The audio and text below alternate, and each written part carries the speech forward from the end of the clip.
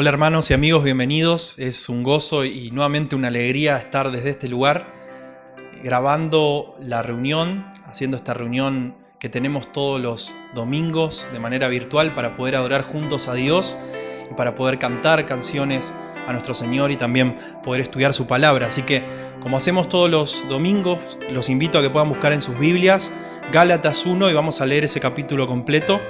Así que si usted me acompaña en su Biblia, os invito a que podamos leer Gálatas capítulo 1. Y dice la palabra de Dios en Gálatas 1: Pablo, apóstol, no de parte de hombres ni mediante hombre alguno, sino por medio de Jesucristo y de Dios el Padre que le resucitó de entre los muertos.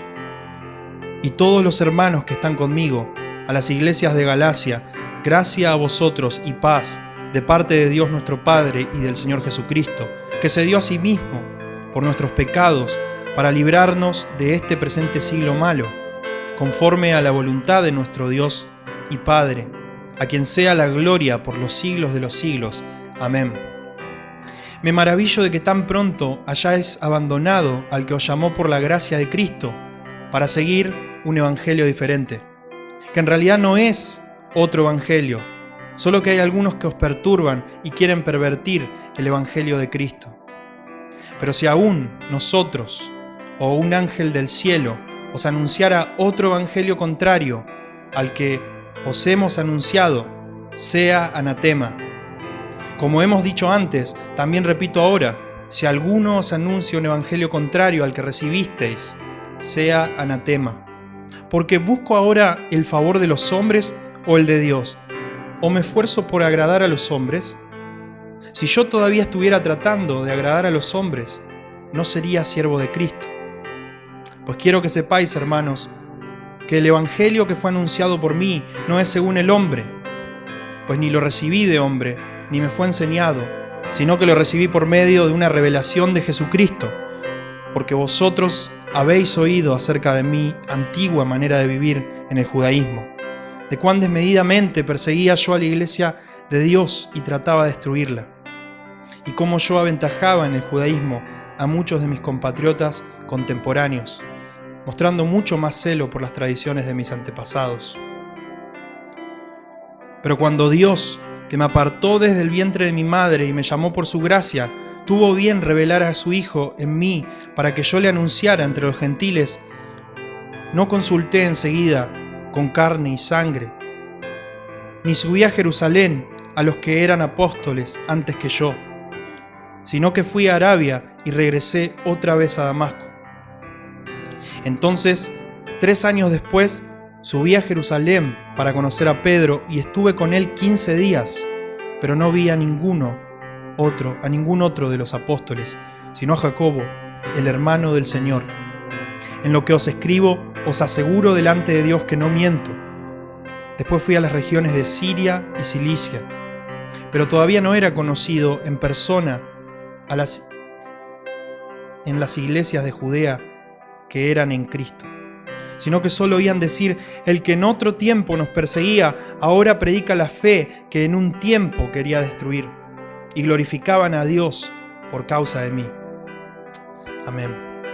Gracias, Señor, te damos por este evangelio, Señor, que hemos recibido de tu palabra, Señor, cual nos anuncia que podemos tener paz para con Dios mediante la sangre de Cristo derramada en la cruz y la resurrección gloriosa del Hijo de Dios. Gracias, Padre, por este evangelio que hemos recibido, y gracias por tu palabra, Señor, porque en ella encontramos este mensaje glorioso, Señor. Gracias por salvarnos, Señor. Estamos reunidos en este momento, Padre, para adorarte, para exaltar tu nombre, para exaltar, Señor, a Cristo. Queremos venir con humildad delante de tu presencia a pedirte, Señor, que nos perdones, que perdones nuestros pecados, Señor, que tú limpies nuestro corazón. Y te damos gracias, Señor, por tu perdón, por tu gracia, por tu misericordia. Y queremos adorarte juntos, Señor, cantar del Evangelio, cantar de tu palabra, Señor, cantar que solo por gracia Solo por la fe tenemos salvación en Cristo, no por obras para que nadie se gloríe, como dice tu palabra, Señor, porque no lo merecemos. Pero tú, para la alabanza de la gloria de tu gracia, nos salvaste. Estamos agradecidos, Señor, estamos maravillados ante esta gracia sublime, Señor. Te damos gracias y queremos adorarte de una forma aceptable delante de tu presencia. Gracias, Señor. Bendícenos, ayúdanos y guíanos en este tiempo.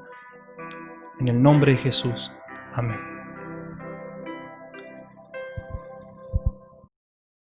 Muy bien, hermanos, vamos a cantar. Vamos a empezar cantando acerca de la palabra de nuestro Señor.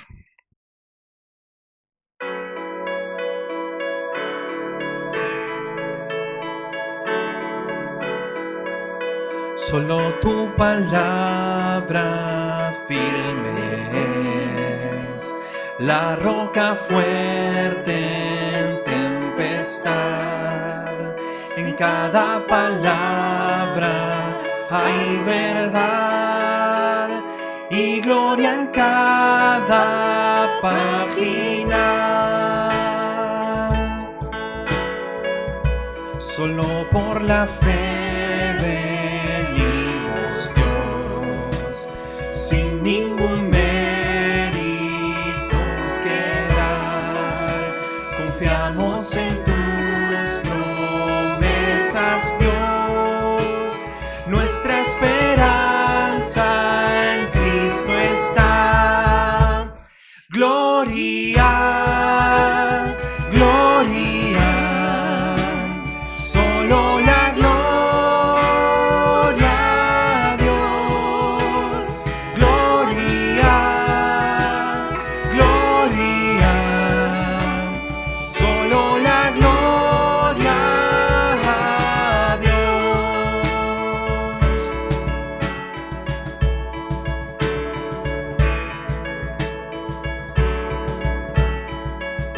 Solo en Cristo hay justificación. Su justicia es nuestro clamor. Él satisfizo tu gran ley. Sobre la cruz nos libertó. Gloria, gloria, solo la gloria a Dios. Gloria, gloria, solo la gloria a Dios.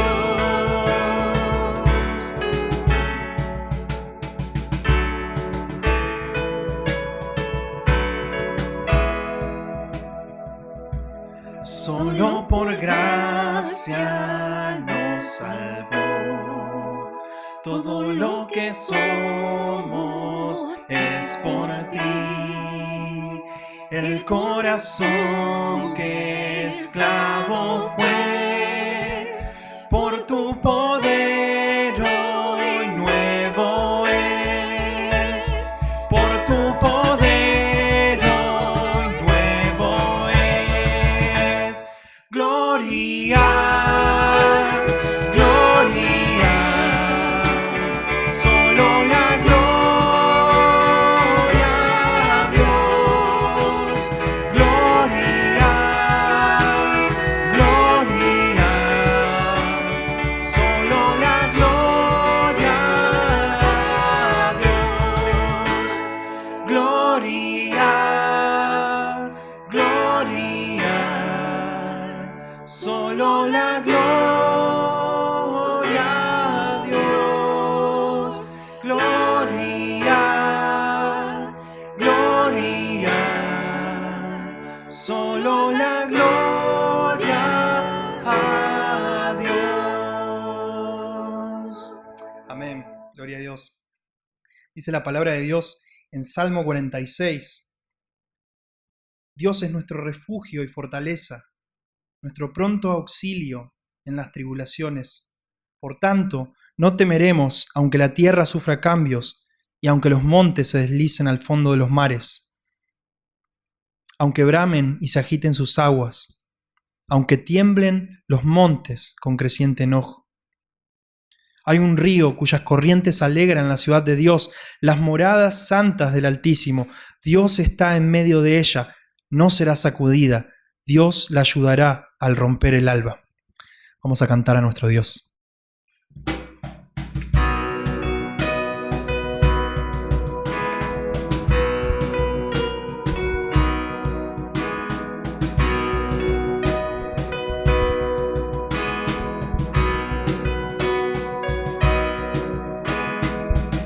Castillo fuerte es nuestro Dios, defensa y buen escudo.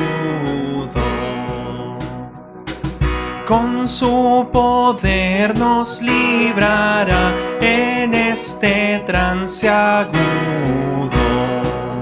Con furia y con afán, Satán acosará. Por armas deja ver su astucia y gran poder, cual él no hay en la tierra.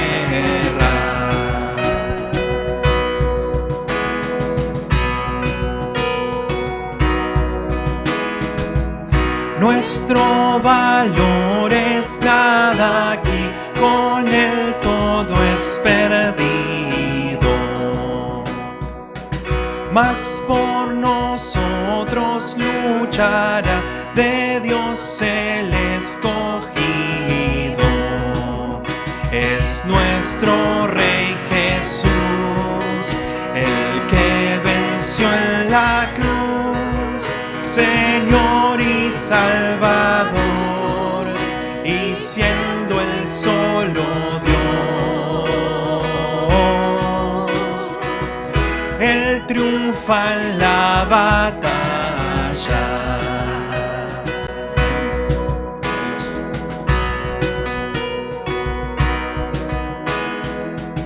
Aunque estén demonios mil prontos a devorarnos,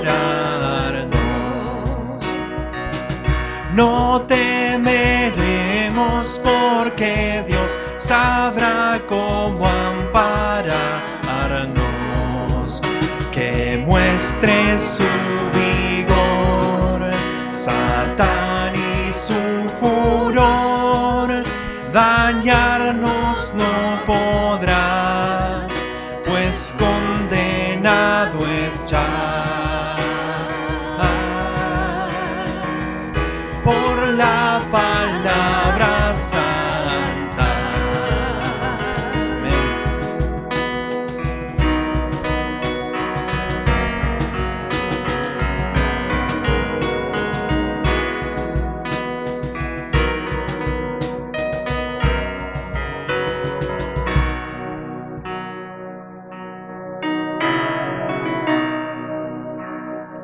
¿Cantamos?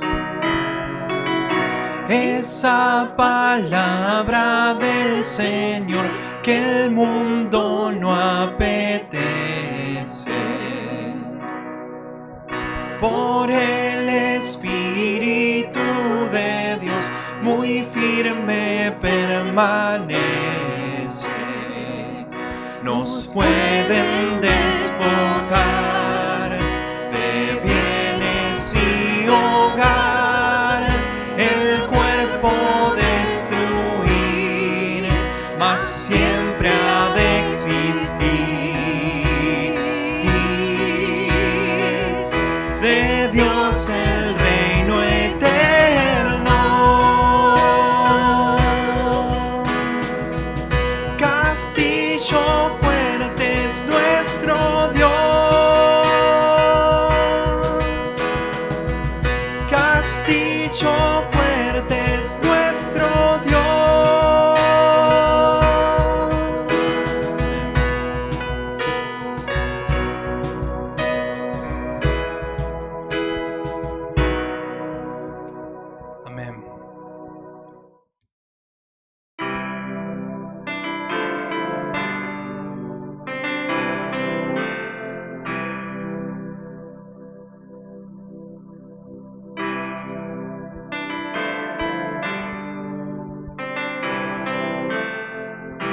¿Cantamos? Solo en la Escritura está nuestra gran seguridad. Cielo y tierra pasará, ella permanecerá. Solo viviré por fe en Jesús, mi Dios, mi Rey, mi rescate consiguió por la sangre que vertió. Solo a Dios sea la gloria, solo a Dios. Hoy tu iglesia te rinde adoración. Nos llamaste y nos llevas a tu gran mansión. Solo a Dios sea la gloria, solo a Dios.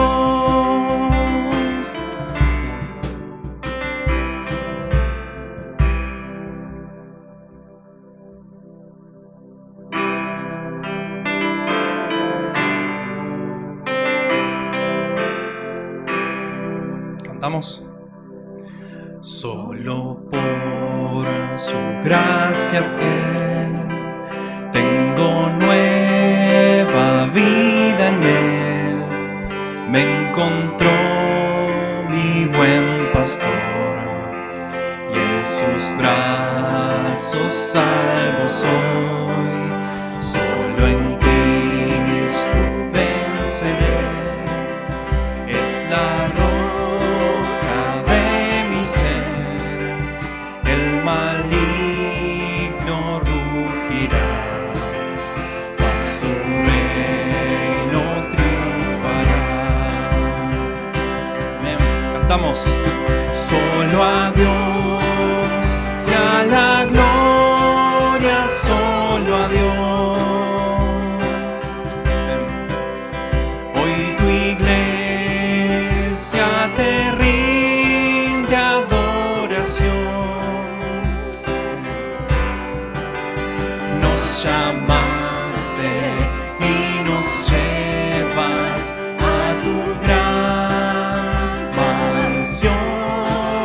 Solo a Dios sea la gloria, solo a Dios. Solo a Dios sea la gloria, solo a Dios. Hoy tu iglesia te rinde adoración. Amén.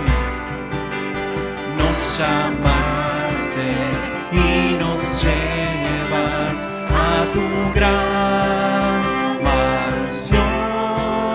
Solo a Dios sea la gloria, solo a Dios.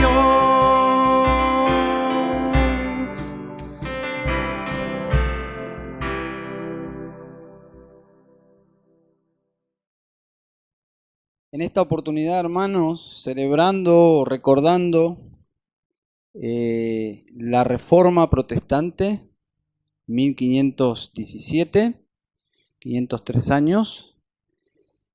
En esta oportunidad vamos a ir al corazón de la Reforma por medio de la predicación de la Palabra de Dios. Vamos a escuchar y les invito a prestar mucha atención a la doctrina de la justificación por fe. Hubo 3 libros que protagonizaron la Reforma en la vida, en el corazón de Martín Lutero. Sin duda fue Gálatas, Romanos y Hebreos. Bueno, en esta oportunidad nos vamos a concentrar en la carta a los Romanos, y quien va a predicarnos la palabra de Dios será el pastor Enrique Oriolo de la Iglesia Bíblica de Citibel, un amigo, un hermano a quien yo estimo como un hombre de Dios, un hombre de la palabra de Dios. Así que vamos a orar. Padre, rogamos que tú uses tu palabra, Señor, para alumbrar nuestras mentes, nuestros corazones. Señor, tu palabra trae gozo sin dudas, un gozo inefable a nuestras vidas. Tu palabra nos santifica y tu palabra, Señor, también convierte el alma. Así que oramos que si en nuestro auditorio hay personas que necesitan entender este mensaje tan sublime, tan precioso, las buenas nuevas de nuestro Señor Jesucristo. Señor, oramos que tú traigas salvación y vida eterna. Señor, bendice tu palabra en tu pueblo y bendice tu palabra en los corazones de las personas que no te conocen para salvación. Oramos en Cristo Jesús. Amén. Muy buenos días, queridos hermanos de la Iglesia Bautista Misionera Villa del Parque. Que el Señor les bendiga. Muchas gracias por la invitación, poder estar compartiendo la palabra de Dios con ustedes por este medio de grabación. Así que oramos al Señor que bendiga su palabra. Vamos a estar orando en este momento para ir a la palabra del Señor, para mirar en este día este sermón llamado Justificados por su gracia. Así que les invito ahí en sus hogares a que me puedan acompañar en oración al Señor para pedirle al Señor que bendiga su palabra. Bendito Dios, te damos gracias por la oportunidad de estar juntos utilizando esta tecnología.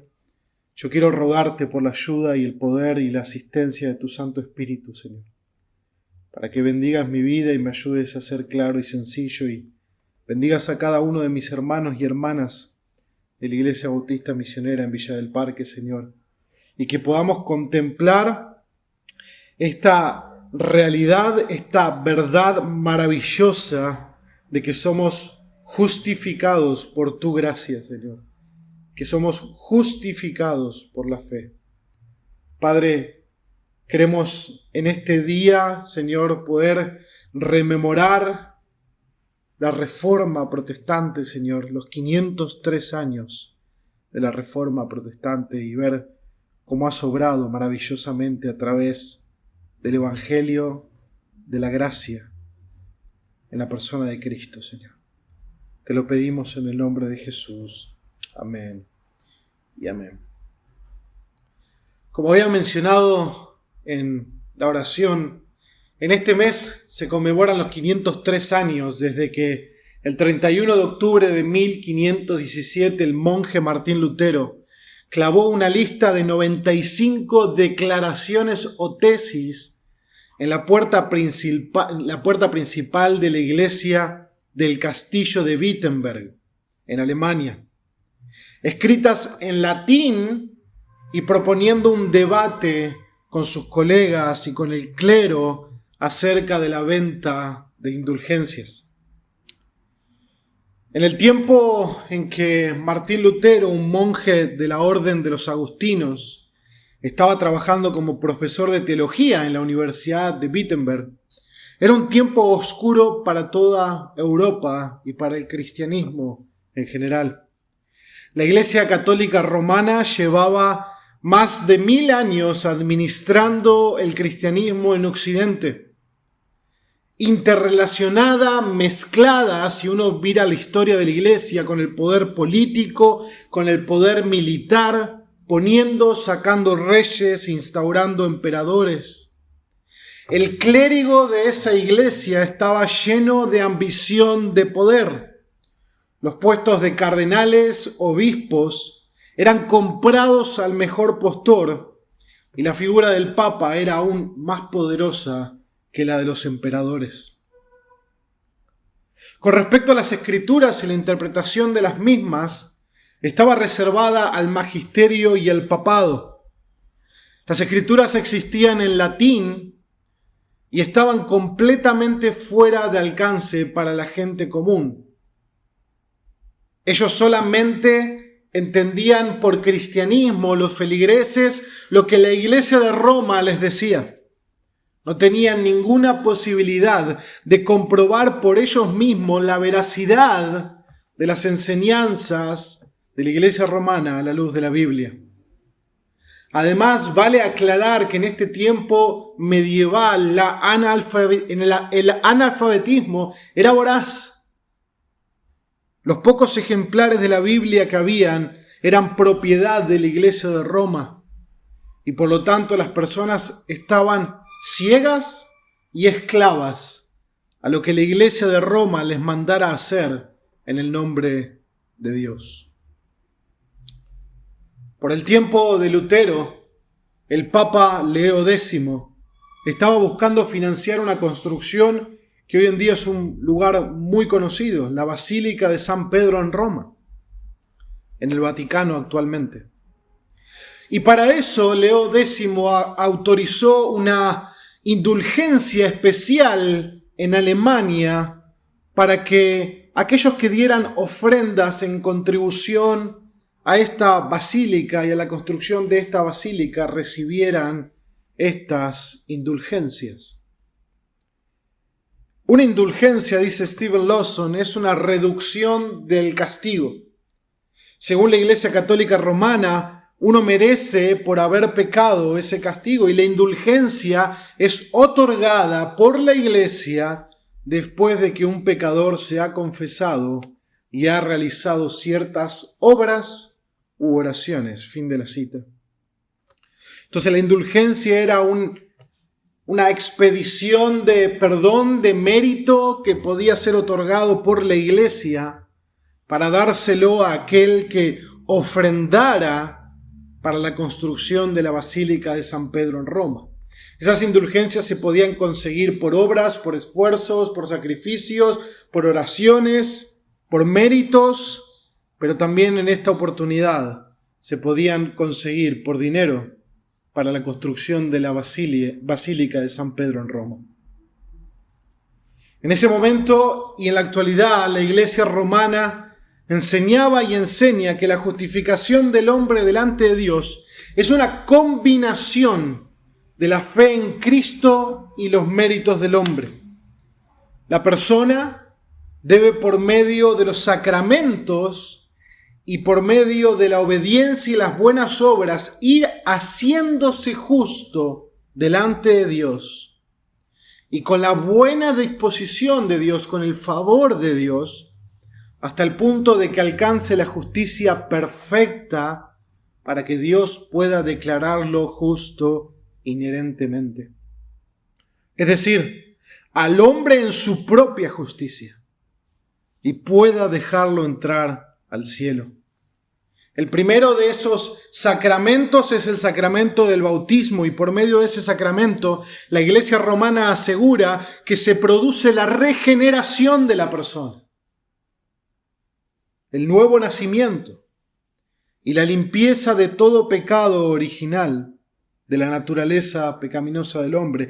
Y es entonces a partir del momento del bautismo que comienza una relación de gracia con Dios, para que desde ese momento ya Dios no mira a la persona como su enemigo, sino como su hijo con la buena disposición de aceptar las buenas obras, los sacramentos y los méritos de su hijo y contárselos como justicia hasta el punto que llegue a ser perfecto y pueda ser incorporado al cielo, a la presencia de Dios.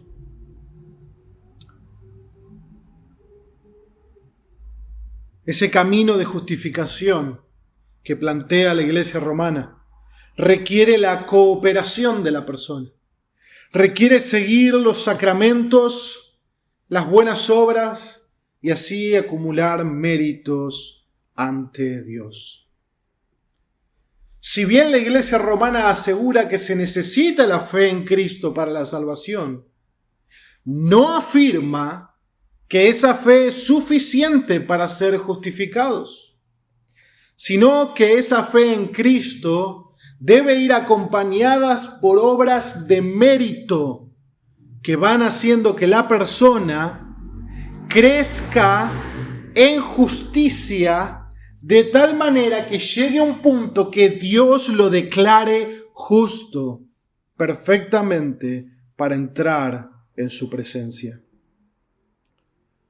La Iglesia Católica Romana hace distinción entre pecados mortales y pecados veniales, pecados más leves. Esos pecados pueden ser nuevamente purificados por la participación de la Eucaristía, la confesión y las obras de penitencia.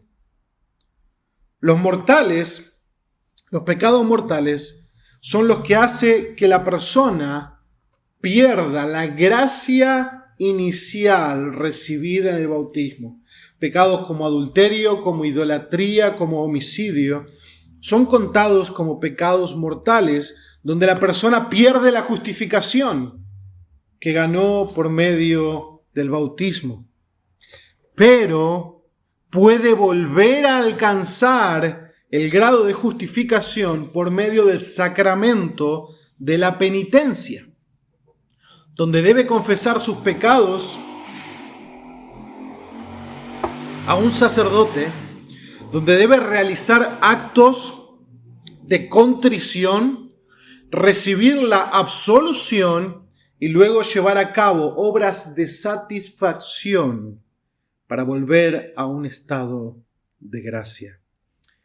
Dice el Catecismo Católico, y cito: el sacramento de la penitencia en favor de todos los miembros pecadores que después del bautismo hayan caído en el pecado grave y así hayan perdido la gracia bautismal, ofrece a estos una nueva posibilidad de convertirse y de recuperar la gracia de la justificación. Si una persona no lograba en esta vida ser lo suficientemente obediente y justa por medio de los sacramentos y la penitencia, entonces, según la Iglesia Católica Romana, debía purificarse en el purgatorio, un lugar intermedio entre el cielo y la tierra, donde la persona puede purgarse de su pecado, recibiendo castigo, penitencia y sufrimiento, al punto de alcanzar la justicia necesaria para que Dios lo mire y lo declare justo ante Él. No importa si la persona debía pasar cientos de años o miles de años o millones de años en el lugar del purgatorio, hasta el punto en que esa persona era purgada, purificada de su pecado, hasta que llegara a la justicia que Dios podía declararle justo, ingresar a su presencia. También la Iglesia Católica Romana enseñaba que había personas que habían hecho tanto mérito, más allá del deber, un mérito que creaba un superávit de mérito, las conocidas como obras de supererogación, como por ejemplo el martirio. Si una persona realizaba esas obras, quedaba un superávit de mérito acumulado en la Iglesia. Por lo tanto, la Iglesia Católica Romana insiste ser la administradora del tesoro de mérito acumulado por los santos. Por lo tanto, si alguien no alcanzaba los méritos para ser justos ante Dios, la Iglesia Católica Romana podría extender para esa persona una indulgencia. Podía darles méritos que acumulaban para que ellos pudieran alcanzar el estado de justicia para que Dios los justificara. Estas indulgencias se otorgaban por diferentes obras, se otorgaban por diferentes méritos, o quizás por dinero, como vemos en el momento de la reforma de Lutero. Simplemente para recapitulizar, la justificación para la Iglesia Católica Romana es una obra que comienza en el bautismo y luego hace que la persona vaya creciendo en justicia inherente propia hasta el punto que Dios pueda declararlo completamente justo. Y si sus buenas obras en esta vida no alcanzaron y su obediencia a los sacramentos no fue la necesaria, esa persona puede seguir purificándose y alcanzando esa justicia en un lugar llamado purgatorio antes de ingresar a la presencia de Dios, hasta que pueda por completo ser perfecto y Dios lo declare justo para ingresar a su presencia.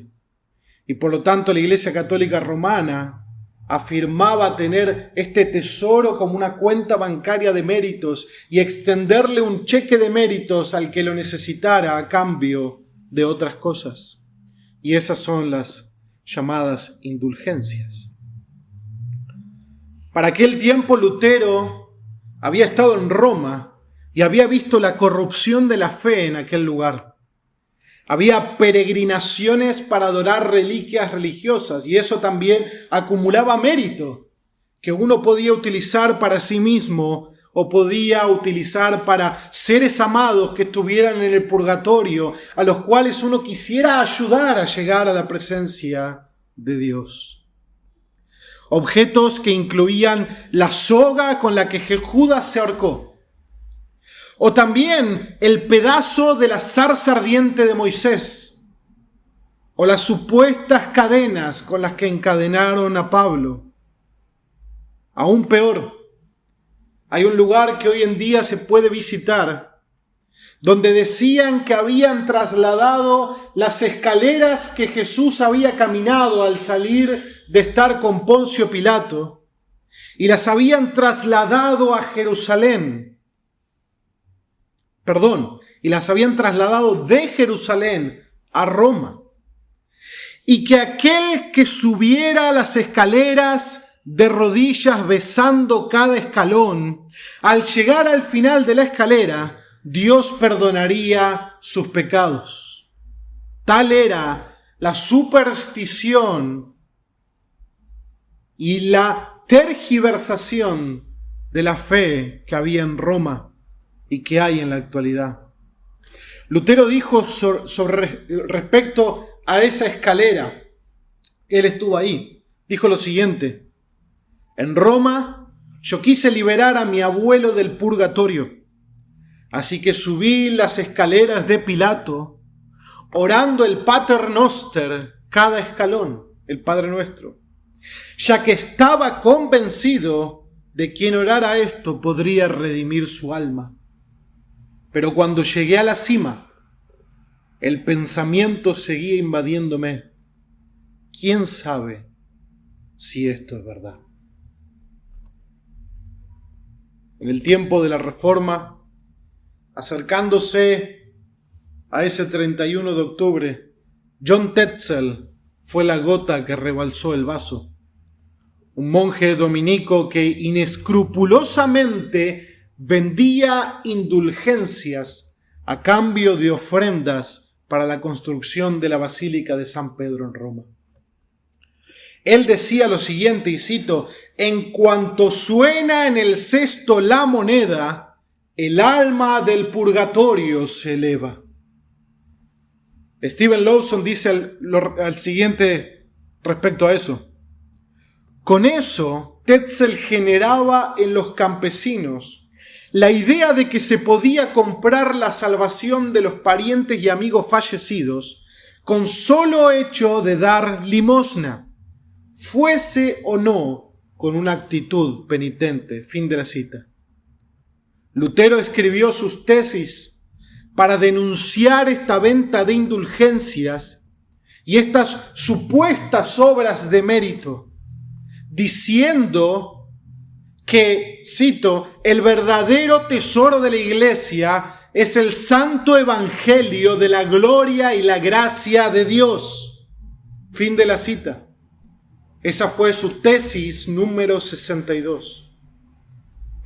Como R.C. Sproul dijo acerca de esta controversia que estaba llevando a cabo, es el más profundo de los problemas existenciales que el ser humano pueda enfrentar.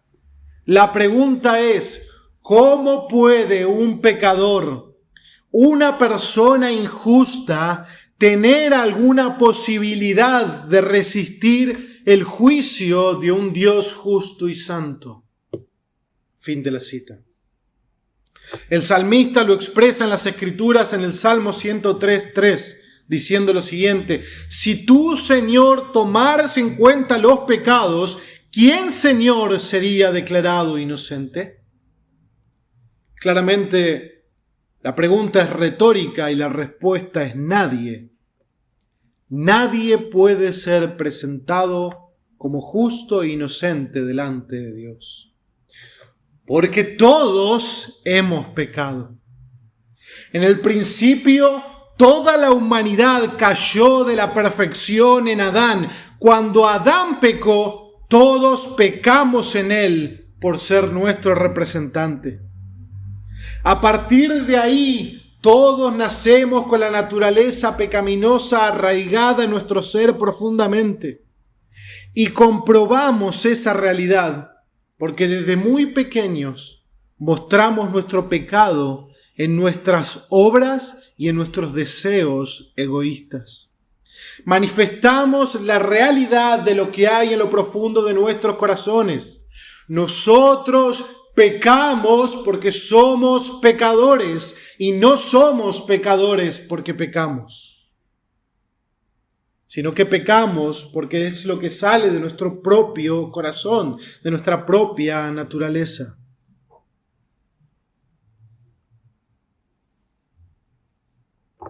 El apóstol Pablo, en su carta a los Romanos, dedica los 3 primeros capítulos de su carta a despejar toda duda con respecto a la culpabilidad universal de los hombres. Sin importar si son religiosos judíos o no son religiosos y son gentiles, toda persona ha demostrado violar la ley de Dios, ya sea por el conocimiento de esa ley a través de las Escrituras o por la transgresión de la conciencia que Dios puso en los hombres. Todos han pecado. El religioso sabe que ha transgredido la ley de Dios, la ley de las Escrituras.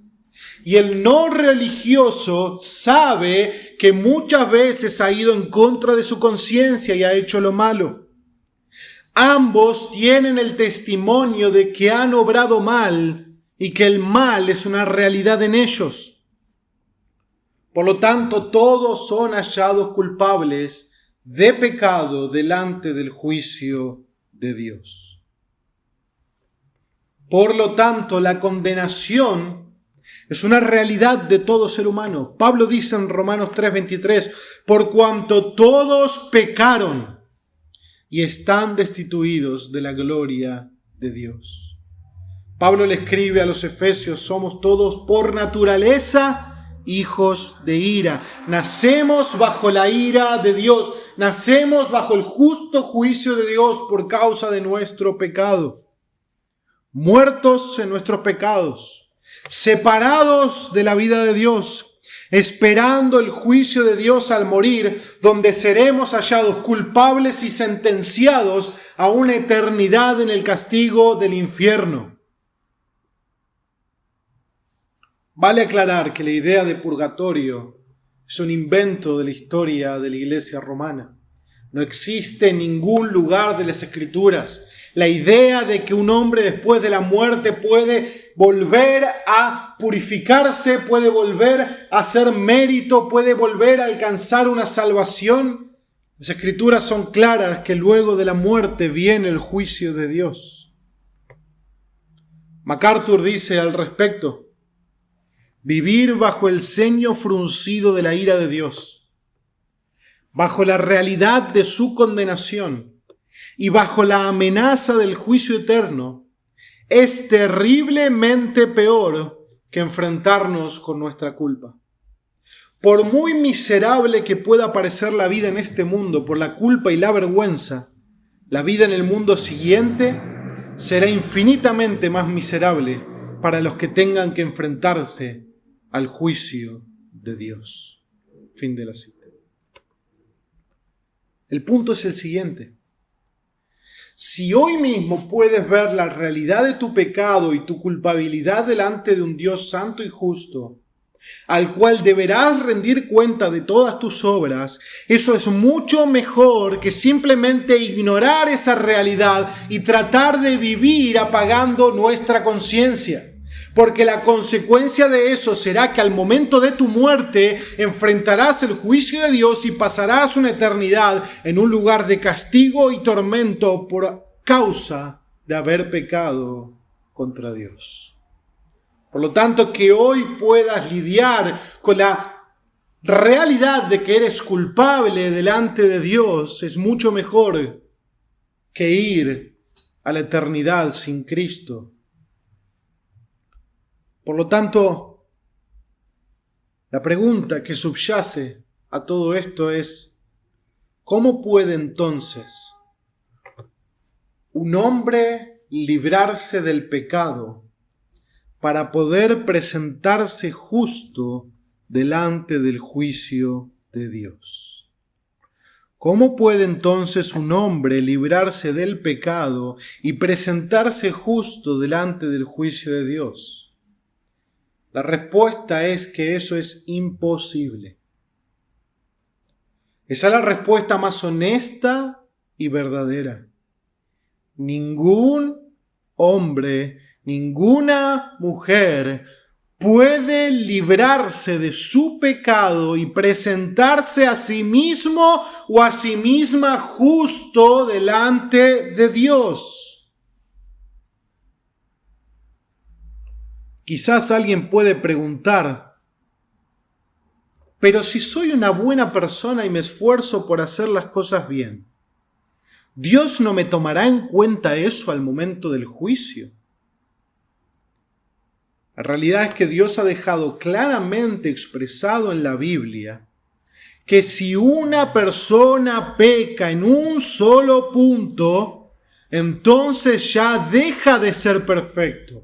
Y sus esfuerzos de hacer buenas obras no pueden devolver su condición de perfección ante Dios. Ya ha transgredido la ley, ya se ha convertido en un transgresor de la ley de Dios y merecedor de la condenación. Por cuanto todos pecaron. Pero alguien puede preguntar e insistir, pero yo soy religioso y yo dedico mi vida a buscar a Dios y a hacer el bien a otros. La respuesta es que es absolutamente en vano. Nada hay, nada que revierta tu estado y mi estado de pecadores. Nacemos bajo pecado, pecamos como consecuencia de lo que somos. Y nada puede cambiar esa condición. No hay nada que hagamos que cambie esa condición. No importa si eres religioso, ateo o agnóstico. Todos los hombres comparecerán ante el juicio de Dios y serán hallados culpables en sus obras. Y Dios ejecutará su veredicto en el infierno y eternamente. El hombre pecador solo puede esperar la condenación. No hay nada que él pueda hacer para salvarse. Esa es la tragedia más grande que el mismo hombre se ha buscado.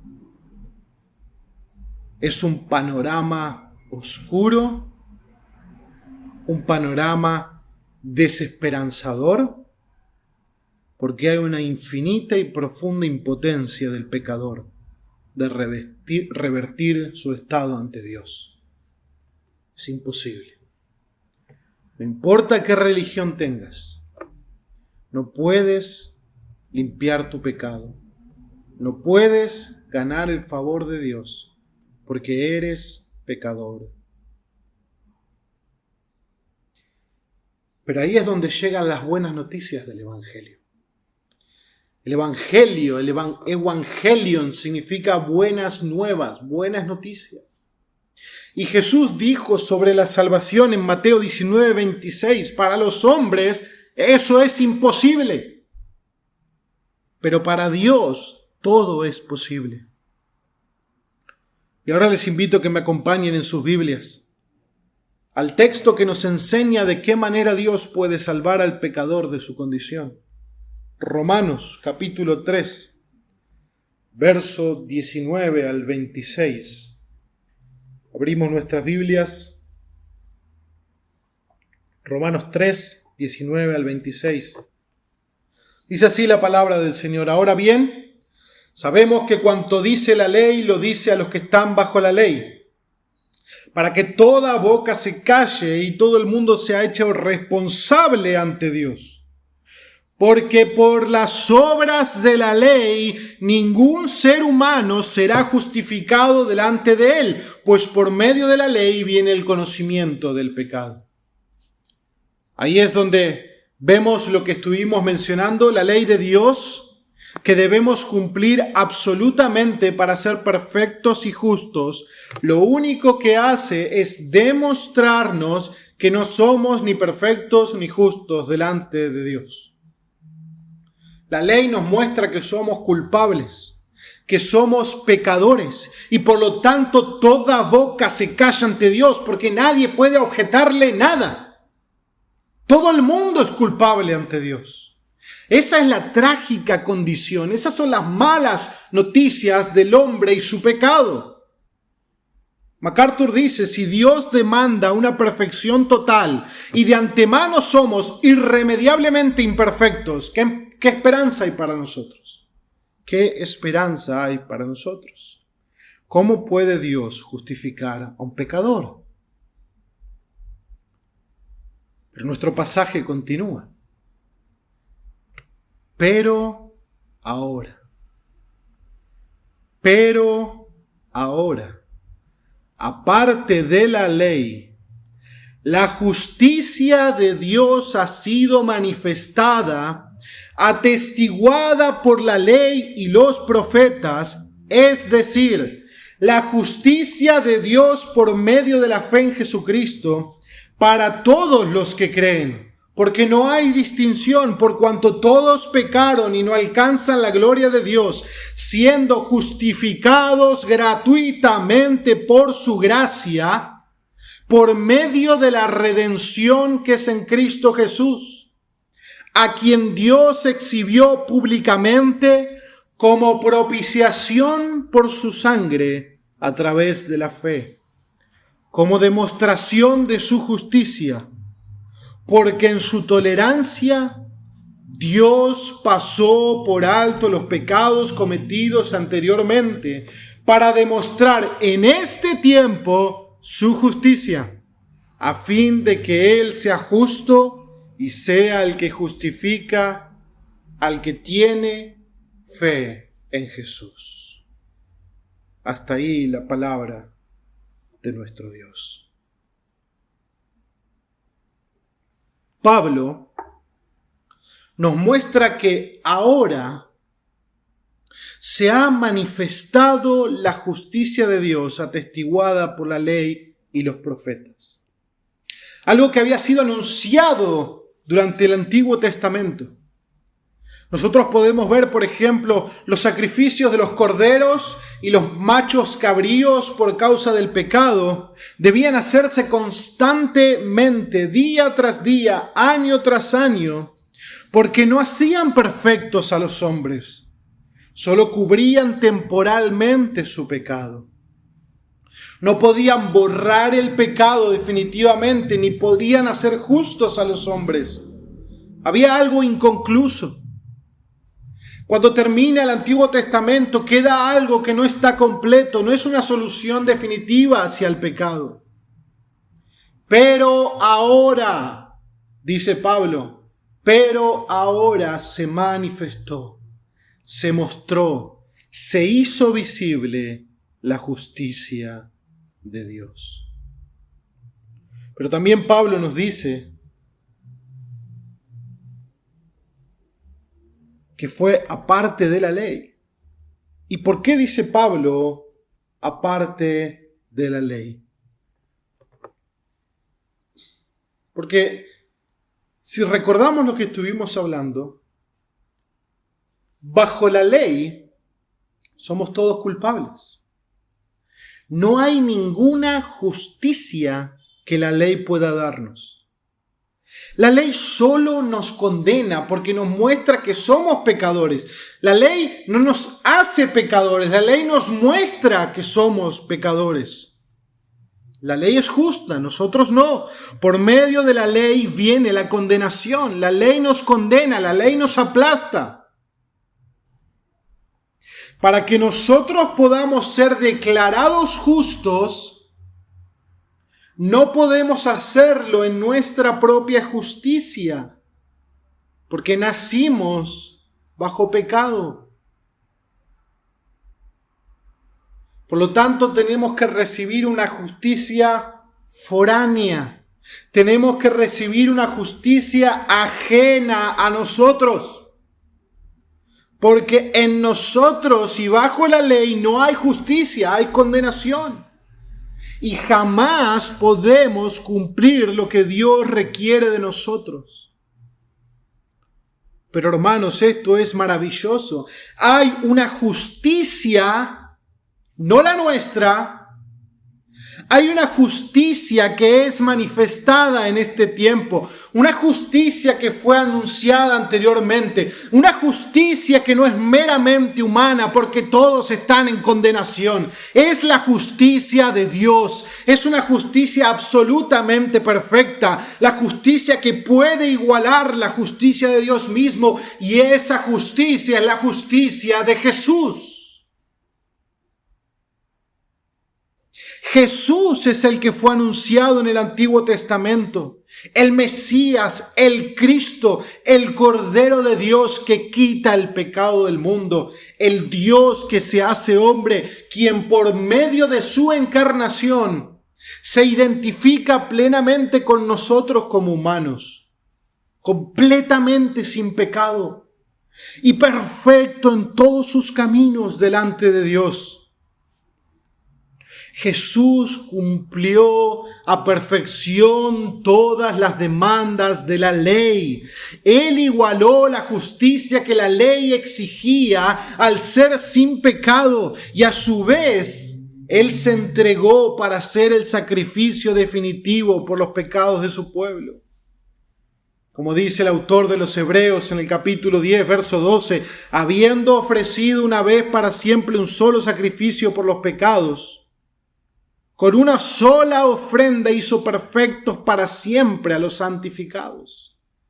Hermanos, esto era algo que era imposible para hacer para la sangre de los toros y los machos cabríos y los corderos. Ellos no podían purificar completamente a nadie, no podían hacer perfectos. Pero Cristo por su ofrenda hace perfectos para siempre a los santificados. ¿Y cómo es que Jesús hace perfectos a los que creen en Él? Por medio de su muerte, Él es el sacrificio completo por sus pecados. Y por medio de su sangre, Él es la propiciación por nuestros pecados. Es decir, Él satisface la ira de Dios por nuestro pecado. Él paga la condena que nosotros merecemos. Él, como Dios, recibe la ira de Dios completamente en nuestro lugar. Y así satisface lo que la justicia de Dios demanda a los pecadores, que es la condenación. Pero no solo eso. Eso es una parte. Sino que por medio de su justicia activa como hombre, Jesús es el único hombre que perfectamente cumple todo lo que la ley exige. Su justicia es perfecta y puede permanecer ante la justicia de Dios. Puede ser completamente aceptado por Dios. Esa justicia es la justicia de Cristo y es imputada a nosotros por medio de la fe. Alguien dijo, si Jesús solo tuviera que haber borrado y perdonado nuestros pecados, Él solo tendría que haber bajado a la cruz y morir. Pero Él no solo tenía que perdonar nuestros pecados, Él no solo tenía que ser la propiciación por nuestros pecados, Él también tenía que ser nuestra justicia. Porque de otra manera nos dejaba sin pecado, pero sin justicia delante de Dios. Por lo tanto, Cristo viene a ser nuestro Salvador al derramar su sangre por nosotros en la cruz, pero Él viene a ser nuestra justicia, porque Él vivió de manera perfecta y en obediencia a la ley de Dios. Por lo tanto, el mérito perfecto de Cristo es aplicado al pecador, y el pecado del pecador es imputado a Jesús en la cruz. Eso es lo que dice Pablo en Romanos, en nuestro pasaje donde él dice: la justicia de Dios por medio de la fe en Jesucristo para todos los que creen. Para todos los que creen. Como la ley no puede justificar, entonces el judío no tiene ventaja sobre el gentil, porque la ley no los puede justificar, la ley les muestra su pecado, pero por medio de la fe, tanto el judío como el gentil puede acercarse a Dios por medio de Jesucristo, puede recibir una justicia perfecta que se obtiene por la fe en Jesús. La justicia que el hombre necesita para tener paz con Dios y ser aceptado completamente en su presencia, no puede venir de su propia relación con la ley. La ley nos condena. Tiene que venir de otro lado. Tiene que ser una justicia que no es mía, una justicia ajena. Esa justicia que puede justificar al hombre es la justicia de Dios, es lo que Pablo menciona. La justicia de los méritos de Cristo. Y el hombre solo puede recibir esa justicia por medio de la fe en Jesucristo. Y esa fe es un don de Dios a su vez. Por lo tanto, es gracia de principio a fin. Aquí es donde Martín Lutero encontró la respuesta a su agotadora búsqueda de alcanzar la justicia de Dios por sus obras. Lutero se esforzaba para cumplir los ritos religiosos. Se esforzaba en confesar cada uno de sus pecados, a veces por horas, para poder alcanzar la justicia que Dios requiere. Pero se dio cuenta que su intento era algo imposible, porque jamás podría alcanzarla, ya que es pecador por naturaleza. Y eso es algo que nadie puede cambiar por sí mismo. Lutero dijo al respecto: durante 15 años de mi vida como monje, me agotaba hasta más no poder con los sacrificios diarios.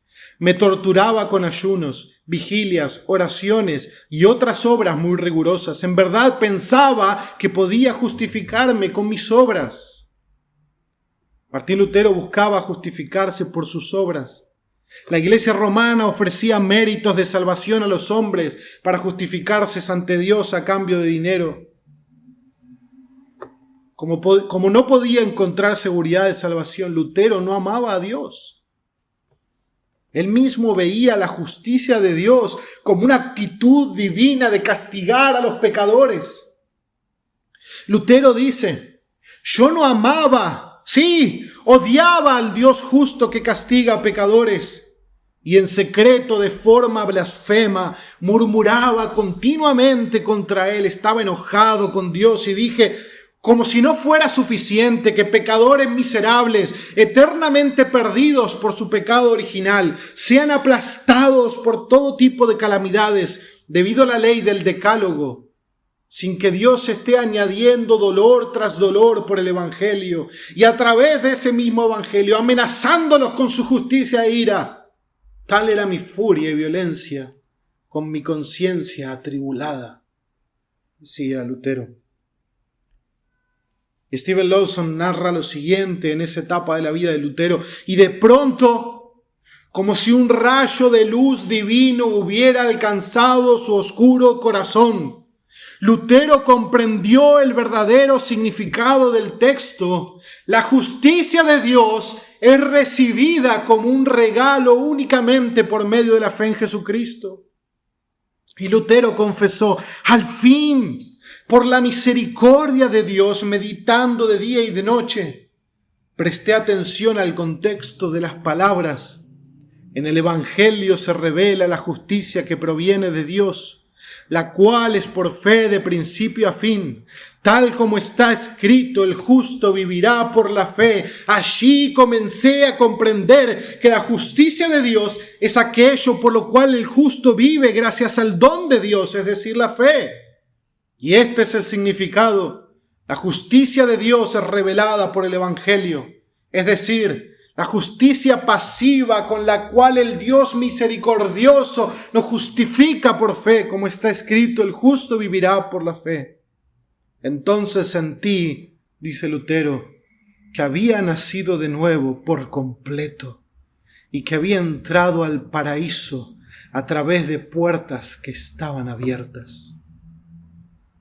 Así fue que Lutero entendió que el hombre pecador no es salvo por sus obras. Más bien, la justicia de Cristo es imputada a los pecadores solo sobre la base de la fe. Lutero llamó a esto una justicia ajena, es decir, no del hombre, dicha justicia de fuera de él, y es dada libremente por Dios. Fin de la cita. Pablo nos recuerda y nos dice en este texto que siendo justificados gratuitamente por su gracia, no por medio de mis obras, sino gratuitamente por su gracia, por medio de la redención que es en Cristo Jesús. El término justificación es la declaración o pronunciamiento legal de parte de Dios en la que Él nos declara justos. Por lo tanto, ningún hombre puede ser declarado justo por Dios en sus propias obras o en su propia justicia, porque es pecador ante la ley. Pero Dios puede declarar justo al pecador al imputarle una justicia ajena, es decir, la justicia de Cristo que el pecador recibe por medio de la fe en Él. Solo es en base a la activa justicia de Cristo, a su obediencia perfecta, que Dios puede declarar al pecador justo. Hermanos, es sumamente importante que entendamos el término imputación, porque Dios no está diciendo que el pecador ahora es hecho justo, como la iglesia romana enseña. Dios no hace que la persona ahora sea justa en su propia justicia, sino que lo que hace es declararlo justo considerando la justicia de Cristo. Es imputándole la justicia de Cristo en su lugar. La justicia que Cristo obtuvo por medio de su perfecta obediencia, ahora es puesta en la cuenta del pecador que cree en Él. Y por medio de su muerte expiatoria, Él borra para siempre los pecados. Ahora, si estamos en Cristo, Dios no solo nos ve sin pecado, porque Cristo los borró con su sangre, sino que nos ve perfectamente justos, habiendo cumplido a perfección todas las demandas de la ley, porque se nos imputa la justicia de Cristo. Se nos pone en nuestra cuenta la justicia de Cristo. Dios toma todos los méritos de Cristo y los pone en nuestra cuenta. Y todos nuestros pecados se los imputa a Cristo en la cruz. Y al Cristo morir y recibir la ira de Dios, cancela completamente la deuda. Hermanos, por eso es que Cristo es nuestra justicia. Por eso es que Cristo es nuestro Salvador, porque no hay nada que podamos hacer para librarnos de nuestro pecado y su condenación bajo el juicio de Dios.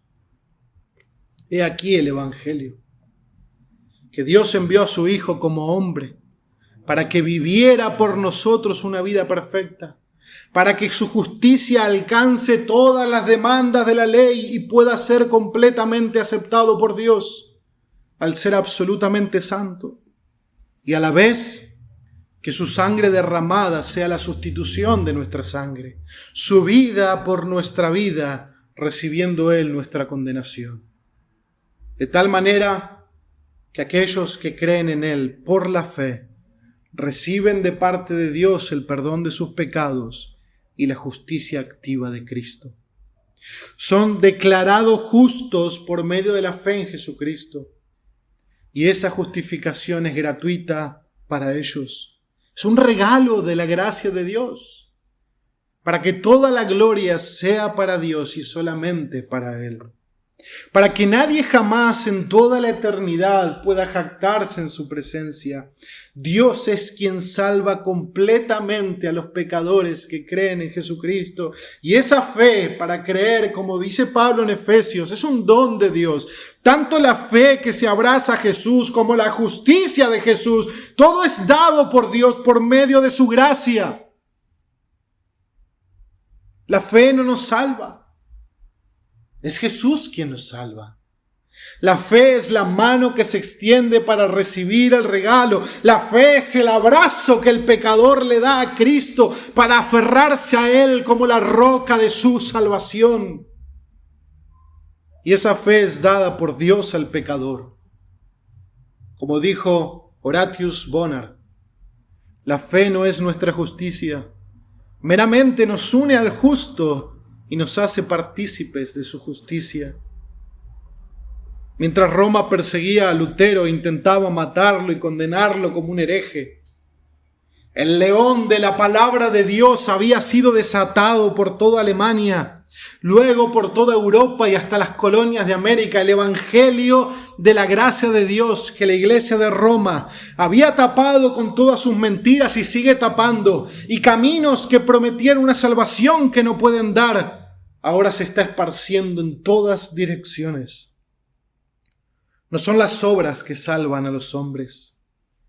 Tampoco es la fe en Cristo más mis obras, más mis méritos, como Roma enseña, sino la sola fe, la sola fide, la fe solamente, la fe en Jesucristo, en la gracia de Dios que es justo y justifica al que tiene la fe en Jesús.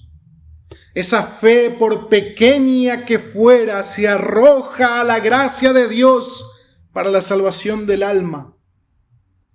Jesús proveyó todo lo que fue necesario para que esa salvación sea posible. Una vez que la fe abraza al Salvador, Dios declara completamente justo al pecador, atribuyéndole la justicia de Cristo y la remisión de pecados una vez y para siempre. Esta luz fue la luz que brilló en la Reforma, hermanos. El entendimiento de la justificación por la fe sola, la sola fide. Que el hombre es justificado delante de Dios solo por medio de la fe en Jesucristo, sin la mediación de las obras. Solo como dice la Escritura. Solo por la fe. Solo por la gracia. Solo por Cristo y solo para la gloria de Dios. Por la eternidad daremos gloria solo a Dios por su eterna salvación. Porque nosotros somos justificados solamente por su gracia. Oramos al Señor. Padre eterno, ¿cómo no darte gloria? ¿Cómo no darte gracias? Cuando has hecho semejante milagro en nosotros pecadores, de enviar a tu Hijo a preparar una justicia perfecta para imputarla a nuestra cuenta, y enviar a tu Hijo santo, sin pecado, inocente, para imputarle a Él nuestros pecados. Y en la cruz hacer el glorioso intercambio, la doble imputación, el justo por los injustos para llevarnos a Dios. Señor, si hay alguien que no te conoce escuchando este sermón, que pueda él poner ahora su fe en Cristo, que pueda arrepentirse y abandonar sus pecados que lo alejaron de ti, y que pueda arrojarse a la gracia de Dios que hay en Jesús, aquel que es justo y que justifica al que cree en Jesús. Señor, te damos gloria. Bendice nuestros corazones con tu evangelio y ayúdanos a sostener cada día esta realidad de que somos justos por la justicia de otro. En el nombre de Jesús te lo pedimos. Amén. Y amén.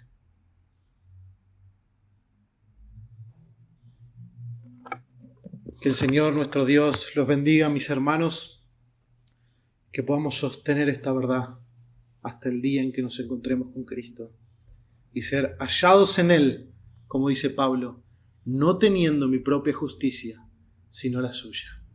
El Señor les bendiga.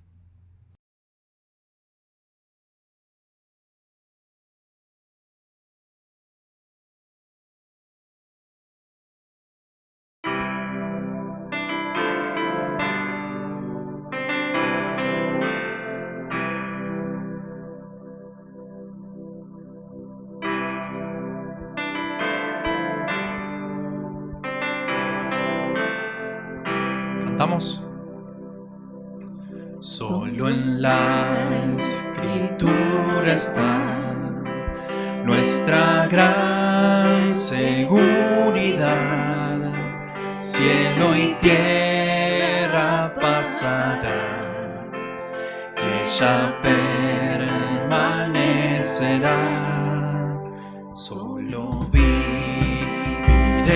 por fe en Jesús, mi Dios, mi Rey, mi rescate consiguió por la sangre que vertió. Solo a Dios sea la gloria, solo a Dios.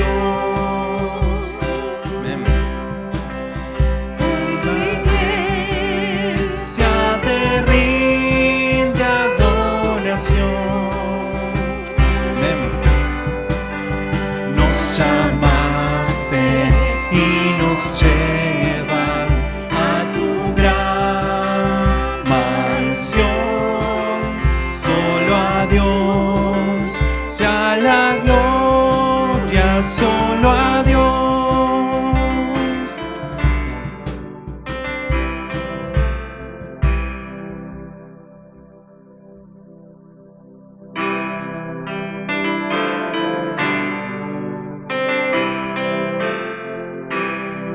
¿Cantamos? Solo por su gracia fiel tengo nueva vida en Él. Me encontró mi buen pastor y en sus brazos salvo soy. Solo en Cristo venceré. Es la roca de mi ser, el maligno rugirá, mas su reino triunfará. Cantamos. Solo a Dios sea la gloria, solo a Dios. Hoy tu iglesia te rinde adoración. Nos llamaste y nos llevas a tu gran mansión. Solo a Dios sea la gloria, solo a Dios. Solo a Dios sea la gloria, solo a Dios. Hoy tu iglesia te rinde adoración. Amén.